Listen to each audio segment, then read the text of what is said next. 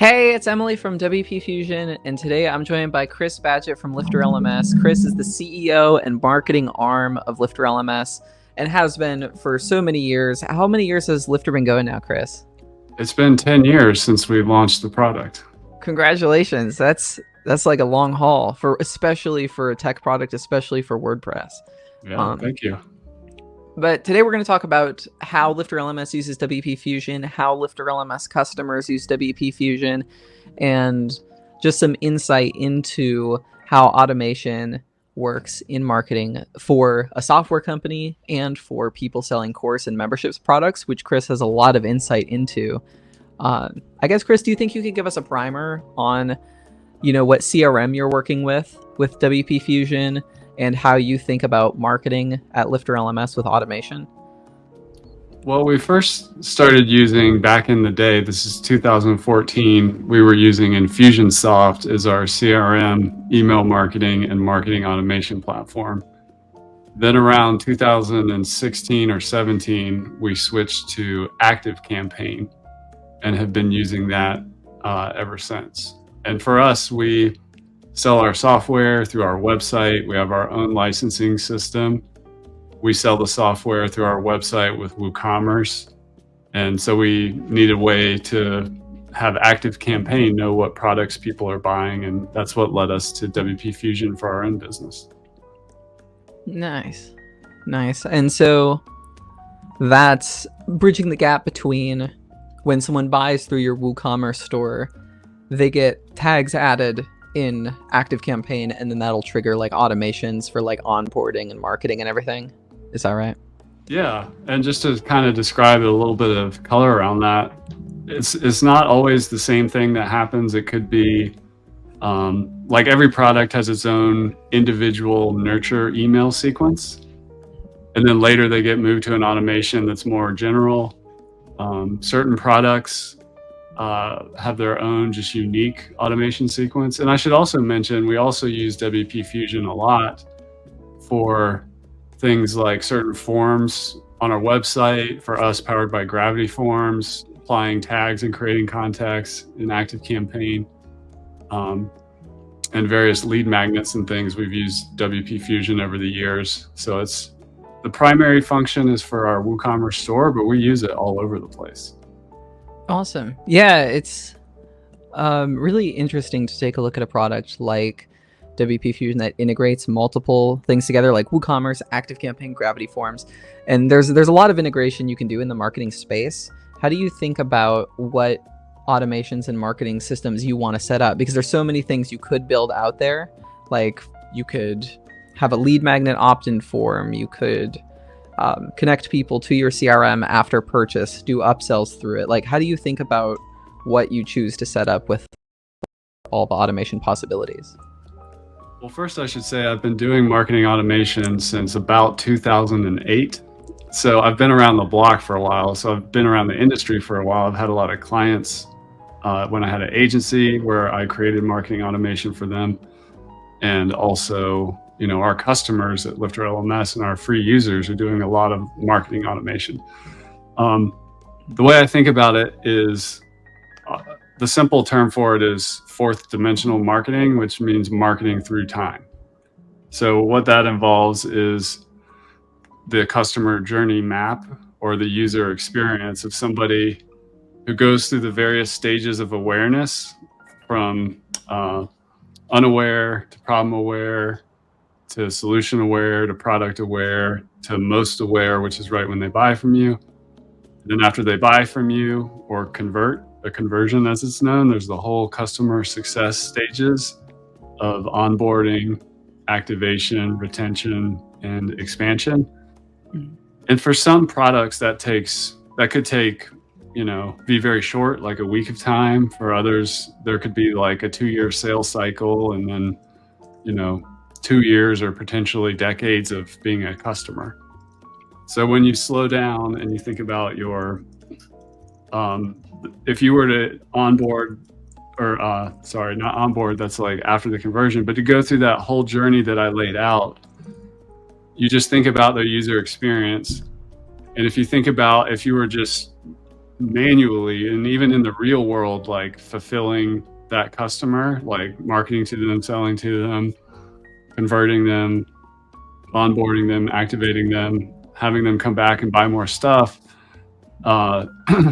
There's so many opportunities to create automation to do that. And then think about how that user interacts with the internet, with your website, and just kind of basically what I recommend is focusing on one piece at a time, and you'll get the most value. If you're just starting, you need to get some leads at the top. So think about a lead magnet coming through a form on your website, some free content to get them there in the first place, a product to sell them that you need to onboard them into, and potentially an upsell, and just start there. But there's so much you can do between and front, behind, all that stuff. Yeah, no, totally. I really appreciate you saying that, especially like, because we look at a lot of companies that are using marketing automation and they've had time-tested strategies for their own business, for their own system in order to optimize what they're looking to optimize. Do you have any advice or something you'd be willing to put out there as a suggestion for people who are just starting a marketing automation process? They might be running a business manually and now they're considering having a lead magnet opt-in or setting up automatic nurture sequences. What would be like one recommendation you'd have for people to try out first regarding marketing automation, just to see how it goes? I think the easiest one to do is to create a lead magnet, which would be, you need a landing page on your site, or it could be on the sidebar of your blog, or it could be, it could be in a lot of different places, but that's where I would start. And then create a lead magnet that's related to your most popular content that you're going to put this on or beside. And, you would install, like on WordPress, you would install something like Gravity Forms, add the WP Fusion plugin, connect Gravity Forms to your CRM, whether that's ActiveCampaign, Salesforce, HubSpot, ConvertKit, MailChimp, whatever. And then you would design just one email that after they opt in, it gives them their lead magnet, whatever that is, whether it's a PDF or access to a free course or some kind of cheat sheet, guide, or checklist. And then maybe just do one more email. Like if you had one shot, let's say 2 days later after they got the lead magnet, what's the next email you would send that would potentially make an offer that could lead to a sale? So that's like the very basics of how to start thinking about marketing automation. Okay, cool. Yeah, I think that makes a lot of sense. Just getting started with the lead magnet opt-in. I know years ago I had done that. You told me like do a lead magnet opt-in, just get people on an email list. Even though I don't have a plan for that email list yet, it's always a good thing if you're selling a product online to have people who are interested in your subject matter on an email list, just to have that in your back pocket in case you want to start making offers later, or just start in a place where you're not going from zero. So I have that right now, by the way, and I'm using WP Fusion for that on my personal website, chrisbadgett.com, which I don't spend much time on, and it's an afterthought. But I've been building my newsletter list for years, and I don't send traffic to it, but sometimes people find that site and they sign up for my newsletter. I haven't sent one yet, but I will one day. yeah, you'll have like a list curated and ready. Yeah. Then. That's actually the most simple thing you could do if to just get started is create a newsletter sign up form, even if you're not ready to send news. Yeah, no, totally. I think I worry about that when it comes to like, I feel like I don't have a purpose for emailing these people, but that can come later. And if people don't want to be on the list, they can unsubscribe. Right. So yeah, I think that's a super useful tip. Just get started somewhere and have a lead magnet opt-in, even if you don't know exactly what your marketing engine is going to look like 5 years down the line. And speaking of what your marketing engine might look like 5 years down the line, I know you love to organize items in your CRM in a very systematic and labeled way, like where you have in brackets the type of tag that's being applied and then the name of tag after. Could you share a little bit about your organizational system when you're running a massive amount of automations? Yeah, I didn't used to be this way. It used to be chaos. And sometimes this is how I learned. And back in the day, when I would build marketing automation for clients, and sometimes the client would come with all these like fancy automations they wanted to do and stuff, and it got a little chaotic. But I think I was actually working with an active campaign account representative, and they shared with me like a spreadsheet that had common naming conventions for your tags and automations, so that you can just like have that key, so that when you need to find something later, or you want to create something that a team member will understand, that at least there's a naming convention in place to find things. Because you're not going to remember 3 weeks from now, what was that tag I created for that one thing, once you start doing a lot of automation. Mm-hmm. So the main tag categories, I like to put them in brackets so it actually looks like a tag. And so the tag type. So some common ones are product in brackets, and then the name of the product.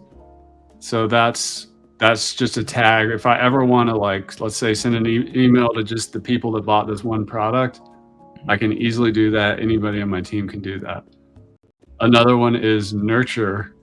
Well, that's more of an automation name, but so I have, this is another pro tip, by the way. I used to have a lot of email lists. Now I use basically just 3. I have prospects, my free users, and my paying customers. Everything else I manage with tags or custom fields, which we can get into if you want to. But so in each of those lists, I want to nurture them in separate ways. I also want those automations to not have people be on multiple at the same time. So I build automation that like checks to be like, oh, this person's no longer a user, they just became a customer. Stop the user nurture, begin the customer nurture. Yeah. So that's how I think about it. But if I recommend creating a spreadsheet where you think of all the types of automations and the ways you'd want to tag people, and create like a structure for that you can teach somebody else how to drive, and even keep yourself consistent. Yeah, that's been really useful, because I've done a lot of work with LifterLMS, and I know other people have been managing that system as well. So having an automation system that's clean and other people can work on it, other than just the person who created it and has the mental map in their mind, is like super useful. So the way that you lay all that out is awesome for other people to be able to get in and help you with. Speaking of working with other people on your CRM, like maybe a consultant from ActiveCampaign or an account manager or members of your team at your company, how do you set up your like automations for experimenting or for getting consultants involved to review your automations? Do you have consultants jump in and review what automations you have set up? I know you're a part of a mastermind in WordPress too. How do you review what automations you have in place and work to improve the funnels that you have going on? Well, it depends on your CRM tool, but some of them have like permissions. So if you want to give somebody access to like see everything but not change anything, or not be able to delete things or whatever, you can do that in any solid CRM system. For me, I like to map out like the stages like we talked about. So like onboarding and activation is an example.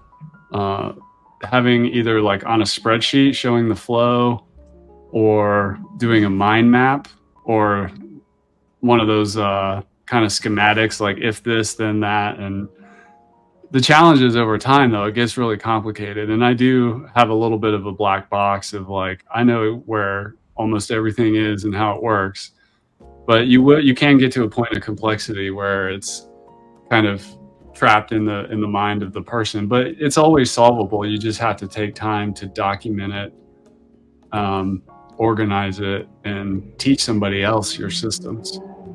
Yeah. No, I feel that. And you can even use a CRM to do that if you wanted to, or or an LMS like LifterLMS. Do you think you could share a little bit about what you see LifterLMS users working with WP Fusion? Like we talked about lead magnets and opt-in forms and connecting sales of a software product into follow-through on delivery for the software product, which is what you do primarily at Lifter. But have you seen any interesting examples of people using marketing automation in your client base? Yeah, so from the very first lead magnet we made for LifterLMS was a free course about how to use LifterLMS. And it would, at the time, when somebody enrolled in that course, it would pass that contact as a lead to our Infusionsoft account and tag them with the fact that they had just bought the course. The free course on how to use your product is a good lead magnet because it does education for marketing for someone in the consideration phase of buying, like, will this tool work for me kind of thing. But then it also helps your new users self-onboard into the product or whatever. Mm-hmm.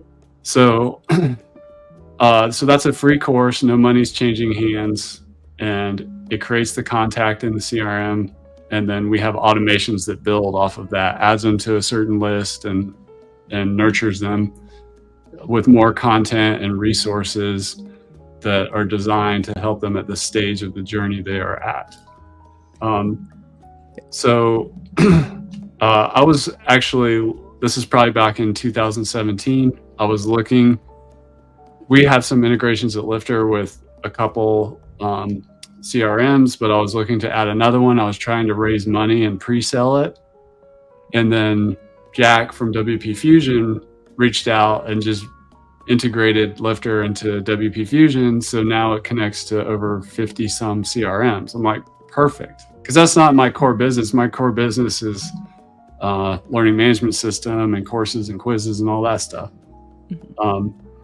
So the CRM integration through WP Fusion has been great. So what our users do, they do like I'm saying with free courses, but maybe not for marketing or onboarding. Maybe their main training is like at a school. It's free. They're not selling courses, or at least not selling them through the website. They just need a LMS to deliver free training. But then with WordPress as an example, there's a strong argument that you want to offload like email broadcasting and marketing automation to a SaaS software tool like ActiveCampaign, HubSpot, Salesforce, etc. So if the WordPress site is a CMS or a content management system and it has a learning management system and LMS on it, you still need that CRM. Mm-hmm. And that could be for, it's the same thing we're talking about with Lifter itself of the stages of the journey. So if you're going to use your website, well, with Lifter specifically, if you're going to offer free training to generate leads, you want to get that in your CRM. If you want to like send broadcast emails to students enrolled in a certain course or a certain membership, you want to use your CRM to do that. So with WP Fusion and LifterLMS, when you create a course or you create a membership or you have a custom field in a course registration form, you can seamlessly pass all that data to your CRM and then use the CRM to do what it does best with things like email broadcasting, marketing automation, and just managing your contacts. Yeah, I think they really go hand in hand. You have your WordPress, the LMS component or whatever component you're adding to make your website the business you want it to be, and then the CRM to deliver the communications around that product. I think that about wraps up the questions that I had for you. But just in the spirit of landing the plane, if you want to learn more about LifterLMS, check out LifterLMS.com for creating courses and memberships and all kinds of engagement around learning in WordPress. And today on the show, we talked about the best CRM marketing thing you could set up, which would be adding a lead magnet to your funnel if you're just getting started, how to organize and manage if you're scaling, and what it looks like for a real company using WP Fusion to integrate the CRM and the just sales and all the components that run the business into communications using something like WP Fusion. I'll pass it back to you, Chris. Do you have any final words for the audience, or any takeaways or pitches you want to send? I just want to say thanks for having me on, Emily. WP Fusion is extremely popular with LifterLMS users because it's like an essential tool, and almost everybody has a CRM they need to connect to. So I've just seen how popular it is, how well it's supported, and the features are awesome, and it just works. So yeah, thanks for the great question. And honestly, I don't know where we'd be without WP Fusion, because, and this is my final words for you out there watching or listening, there's so much you can automate in a business if you slow down and think about it, and think about that whole customer journey. And Rome wasn't built in a day, so just start. Yeah. Well, I really appreciate you joining me, and hopefully we'll have you on again in the future. And for everyone watching, we hope to see you in the next episode. See ya. Check out our website, wpfusion.com. You'll find all kinds of resources in addition to what we have on our YouTube channel, and we hope to see you in the next video. Thanks for watching.